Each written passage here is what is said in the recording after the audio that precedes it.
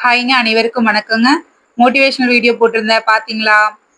இப்போ வேலைக்கு போற ஆணா இருக்கட்டும், பெண்ணா இருக்கட்டும், வீட்ல இருக்கக்கூடிய பெண்களா இருக்கட்டும், உங்களை நீங்களே தாழ்த்திக்காதீங்க. நம்மளால இது முடியும், முடியாது அப்படின்னு சொல்லி நீங்க இது பண்ணவே கூடாது. புரியுதுங்களா? முடியாதுங்கிறத தூக்கி வீசிருங்க. முடியும்னு இது பண்ணுங்க. சரிங்களா? நம்மள அவமானப்படுத்துறவங்களுக்கு முன்னாடி நம்ம ஒரு நல்ல நிலைக்கு போகணும் அப்படின்னா, கண்டிப்பா நம்ம அதை நோக்கி போய் தாங்க ஆகணும். சில கஷ்டங்கள் எல்லாம் பட்டுதான் ஆகணும். வேற வழியே இல்ல. புரியுதுங்களா? இதுலயும் உங்களுக்கு அட்வைஸ் பண்ணி உங்களுக்கு மோட்டிவேஷன் குடுக்க விரும்பல. இப்போ நம்ம பழமொழி 400 பாத்துரலாங்க. 4 நாட்களுக்கு தேவையானது நான் போட்டுட்டேன். சரிங்களா? இன்னைக்கு 2 படிக்கணும் இல்லையா? இப்ப 5வது நாள் படிக்கணும் இல்லையா? அதுல 9ம் 10 நான் உங்களுக்கு சொல்லிக் குடுத்துர்றேன். சரிங்க. மகனுக்கு செய்ய வேண்டியதுங்கிறதா 9வது. சரிங்களா? பழமொழி 400ல. இதனுடைய பழமொழி என்னன்னு பாத்தீங்கன்னா, அணங்காகும் தான் செய்த பாவை தனக்கு. என்னங்க? அணங்காகும் தான் செய்த பாவை தனக்கு. ஓகே. ஃபுல்லா படிச்சுட்டு நான் உங்களுக்கு அர்த்தம் சொல்றேங்க.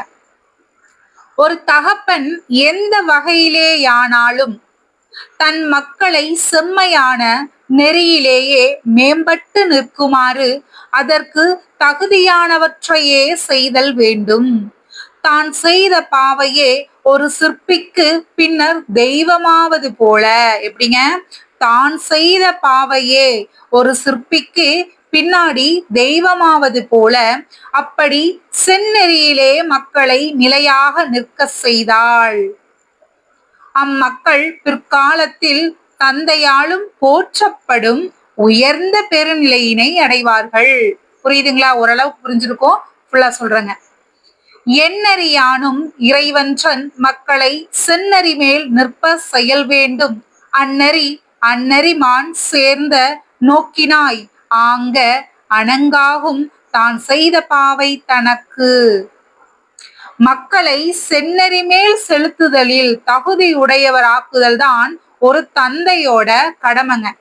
மகனை நல்ல வழியில கொண்டு போய் ஒரு நல்ல இடத்துல நிக்க வைக்கிறதா ஒரு அப்பாவோட கடமையாக இங்க சொல்லப்பட்டிருக்கு. அணங்கு அப்படின்னு என்னன்னு பாத்தீங்கன்னா தெய்வம். ஞாபகம் வச்சுக்கோங்க. அணங்கு அப்படின்னா தெய்வம். முழு விளக்கம் நான் கீழே உங்களுக்கு சொல்றேங்க. இது புக்ல இருக்கக்கூடியது. பாவைனா செதுக்கிய சிலை. என்ன சொல்லியிருக்காங்க இங்க பாருங்க. அதாவது என்ன சொல்றாங்க, ஒரு சிற்பி பாவை சிலைய செதுக்குறாரு. ஆனா அதுதானங்க பின்னாடி தெய்வமா மாறுது. ஆமா தானங்க? அதே போலதான் சிற்பி எப்படி ஒரு கல்லை செதுக்கி அதை கடவுளா மாத்துறாரோ, அதே போலதான் அப்பா தன்னோட பையனை உயர்ந்த நெறி, அதாவது செந்நெறியில நல்ல பழக்க வழக்கங்களை சொல்லி கொடுத்து அவனை ஒரு உயர்ந்த இடத்துல இருக்க வைக்கணும் அப்படிங்கிறது அப்பாவோட கடமையாக இங்க சொல்லப்பட்டிருக்கு. ஓகேங்களா? அதாவது அணங்காகும் தான் செய்த பாவை தனக்கு என்பது இதில் உள்ள பழமொழி.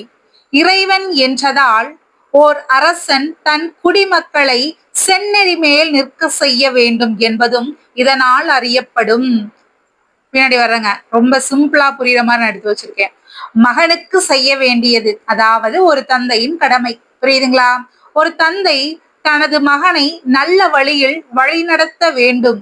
ஒரு சிற்பி செதுக்கிய சிலை பின்னர் தெய்வமாக மாறுவது போல ஒரு தந்தை தனது மகனை நல்லொழுக்கத்துடன் வளர்த்தால் அந்த மகன் எதிர்காலத்தில் சமுதாயத்தில் உயர்ந்த நிலையை அடைந்து தந்தையாலும் போற்றப்படக்கூடிய அந்த உயர்ந்த நிலைக்கு போவான். புரியுதுங்களா?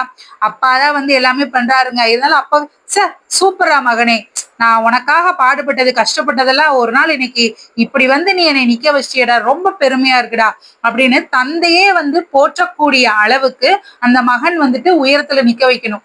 அந்த கடமையும் அப்பாக்கு தான் இருக்கு. புரியுதுங்களாங்க? ஓகேங்க. பழமொழி. எண்ணறியானும் இறைவன்றன் மக்களை செந்நெறி மேல் நிற்ப செயல் வேண்டும். அந்நெறிமான் சேர்ந்த நோக்கினாய் ஆங்க அணங்காகும் தான் செய்த பாவை தனக்கு. புரியுதுங்களா? பாவைனா செதுக்கிய சிலை. அப்போ இதுக்கு யாரங்க ஓமையா சொல்லியிருக்காங்க? அப்பா ஒரு மகனை உயர்ந்த இடத்துக்கு நல்ல இடத்துல கொண்டு போய் வைக்கணும். அப்படி வச்சதுக்கு அப்புறம் அப்பாவே அவரை பார்த்து சூப்பரா மகனேன்னு சொல்லணும். புரியுதுங்களா? அத எப்படி சொல்றாங்க, ஒரு சிற்பி என்ன பண்றாருங்க, ஒரு சிலையை செதுக்கி அந்த செதுக்கின சிலையவே பின்னாடி இவரே தெய்வமா கும்பிடுறாராம். அதற்கு ஒப்பிட்டு சொல்லியிருக்காங்க. புரியுதுங்களா? பழமொழியின் விளக்கம். அணங்குனா தெய்வம், பாவைனா செதுக்கப்பட்ட சிலை. ஒரு தந்தை தனது மகனை நல்வழியில் நடக்க செய்வது அவனது கடமை. அவ்வாறு செய்தால் அந்த மகன் தெய்வத்திற்கு நிகராக உயர்வான். புரிஞ்சுங்களா? நல்லா புரிஞ்சிருக்கும்னு நினைக்கிறேன். இப்பவே மெமரி பண்ணிடணும். அதுதாங்க 2 டைம்ஸ் 3 டைம்ஸ் சொல்லிட்டு இருக்காங்க. இங்க பாத்துக்கோங்க, இந்த இடத்துல இறைவன் அப்படிங்கக்கூடியத என்னன்னு சொல்லியிருக்காங்கன்னா அரசன். அரசன் தானேங்க அங்க இருக்கிற குடிமக்களை எல்லாம் நல்ல செந்நெறியில செலுத்தி அவங்கள ஒரு நல்ல குடிமக்களா ஆக்குறது அரசனுடைய கடமை இல்லையா? இறைவன் என்ற சொல் அரசனையும் குறிக்கும். எனவே ஒரு அரசன் தன் குடிமக்களை நல்வழியில் நடக்க செய்ய வேண்டும் என்பதும் இதன் மூலம் அறியப்படுகிறது. புரியுதுங்களா? சூப்பருங்க. இப்போ 10வது பாத்திரலாங்க. முகஸ்துதிக்கு மகிழ வேண்டாம். முகஸ்துதிக்கு அப்படின்னா கீழே சொல்றேங்க. முகஸ்துதிக்கு மகிழ வேண்டாம். மூங்கில்கள் அடர்ந்திருக்கும் மலைகளுக்கு உரியவனே தம்மவரேயானாலும் ஒருவர் தம்மை புகழ்ந்து பேசுகின்ற சமயத்திலே அந்த முகஸ்துதிக்கு மனமகிழலாகாது. அப்படி பேசுதலை உடனேயே தடுத்து விட வேண்டும். தம்முடையவனே என்றாலும் பொருத்தமில்லாத ஆபரணங்களை எவரும் அணிவதில்லை அல்லவா? தமரேயும் தம்மை புகழ்ந்துரைக்கும் பொழுதில் அமராது அதனை அகற்றலே வேண்டும். அமையாரும் வெற்ப அணியாரே தம்மை தமவேனும் கொள்ளா களம். அர்த்தம் சொல்றேங்க. முகஸ்திதியை விரும்பினால், அதாவது ஒருத்தர் நம்ம முன்னாடி வந்துட்டு புகழ்ந்து பேசுறாங்கன்னா அதை விரும்பாதீங்க. போது போதுப்பா வேணாம் வேணாம் அப்படின்னு சொல்லிட்டு அதை விட்டுறணுங்கிறாங்க. உள்ளத்து அகந்தையே நிறையும். நம்மளை பத்தி எவ்வளவு பெருமையா பேசுறாங்க, பேசு பேசு பேசு அப்படின்னு விட்டுட்டு இருக்க கூடாது. அதாவது ஒருத்தர் நம்மளை ஓவரா பில்டப் பண்ணி பேசுறாரு அப்படின்னா நம்ம மனசுல ஓகே நம்மளை இப்படி பேசுறாங்கன்னு சொல்லிட்டு நம்ம ஓவரா பிகு பண்ணிக்க கூடாதுன்னு சொல்லுவாங்க. அப்போ யாராவது உன்னை பத்தி புகழ்ந்து பேசுறாங்கன்னா இல்லப்பா வேணாப்பா பரவாயில்ல அப்படின்னு சொல்லி நம்ம தன்மையா நடந்துக்கணும்னு சொல்ல வர்றாங்க. அதனால் அது தம்மவராலே எப்படிங்க தம்மவராலே சொல்லப்பட்டாலும், புரியுதுங்களா? நமக்குரிய பக்கத்துல இருக்கக்கூடியவங்க சொந்தக்காரவங்க அவங்களே சொன்னாலும் இல்லைங்க வேணா விட்டுருங்க, எதுக்குங்க இதெல்லாம் போய் சொல்லிக்கிட்டு அப்படின்னு பெருந்தன்மையா இது பண்ணிக்கணும்னு சொல்றாங்க. புரியுதுங்களா? தம் நல்ல ஒழுக்கத்திற்கு ஊறு செய்வதினால் ஏற்றுக்கொள்ளத்தக்கது அன்று என்பதாம். அணியாரே தம்மை தமவேனும் கொள்ளா களம் என்பது பழமொழி. புரியுதுங்களா? முகஸ்துதிக்கு மகிழ வேண்டாம் அப்படிங்கக்கூடிய சொற்றொடருக்கு என்னங்க நம்மளுக்கு பழமொழி? அணியாரே தம்மை தமவேனும் கொள்ளா களம் என்பது பழமொழி. கொள்ளா களம் அப்படின்னா பொருந்தாத நகைகள். அதாவது இப்ப என்ன ஒருத்தர் புகழ்ந்து பேசுறாருன்னா இல்லைங்க பரவாயில்லைங்க இருக்கட்டுங்க பரவாயில்லைங்க எதுக்குங்க செஞ்சதெல்லாம் சொல்லி காமிச்சுக்கிட்டு அப்படின்னு நான் சொல்லிட்டேன் அப்படின்னா அது எதுக்கு ஒப்பிட்டு சொல்றாங்கன்னா, இப்ப நான் நிறைய நகை வச்சிருக்கிறேங்க, ஓகேங்களா? இப்போ பெரிய நகை நல்லா இப்படி ஃபுல்லா அகலமா அந்த நகையை போட்டா என் ஃபேஸ்க்கு செட் ஆகாது. அதைய போட்டா நகை என்னமோ பெரிய நகைதான், பார்த்தா ஓகே இவங்க வசதியானவங்க தெரியும். ஆனா அது போட்டா அழகா இருப்போமா? நம்ம மாட்டோம். நம்மளுக்கு எது போட்டா அழகா இருக்குமோ அதைத்தான் போடணும். அதைத்தான் பொருந்தா நகைகள். புரியுதுங்களா? கொள்ளா களம்னா பொருந்தா நகைகள். இப்ப ஒரு சிலர்லாம் ரொம்ப வசதியா இருக்காங்க, உடம்பு ஃபுல்லா நகையை போட்டு வச்சிருப்பாங்க. கல்யாணத்தப்ப பாத்துருக்கீங்களா? அது பார்க்கவே என்ன இது கசகசன்னு இருக்கு அப்படின்னு இருக்கும். நீட்டா போட்டா எதுவுமே ரொம்ப அழகா இருக்கும், லிமிட்டா இருக்கும் அப்படிங்கிற மாதிரி சொல்லியிருக்காங்க. எடுத்துட்டு வந்திருக்கேன் பாருங்க. முகஸ்துதிக்கு மகிழ வேண்டாம்.